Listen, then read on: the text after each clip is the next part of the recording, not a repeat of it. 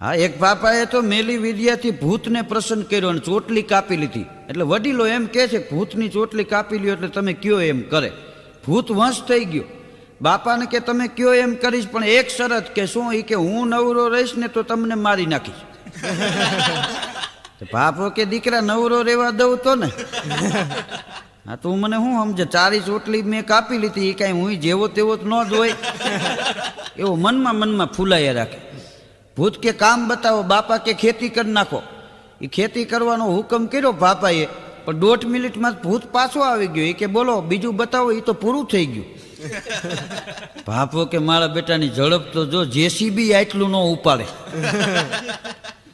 પણ હાંજ પડવા આવીને ત્યાં બાપાએ આખા ગામને ખેતી વગર પૂછે કરાવી નાખી. છેલ્લા ખેતરમાં કામ હાલતું હતું. દી હાથમાં ને ટાણે પાપાના ટકામાં પરસેવો વળ્યો. એટલે ડોશીમાએ પૂછ્યું, એ કે કેમ